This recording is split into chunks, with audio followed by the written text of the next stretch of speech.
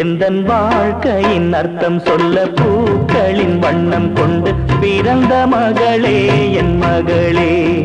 நான் வாழ்ந்தது கொஞ்சம் அந்த வாசத்தில் வந்துதித்து உயிரில் கலந்தா என் உயிரே. உன் பூவிழி குறுநகை அதில் ஆயிரம் கவிதையே. எந்தன் வாழ்க்கையின் அர்த்தம் சொல்ல பூக்களின் வண்ணம் கொண்டு பிறந்த மகளே என் மகளே.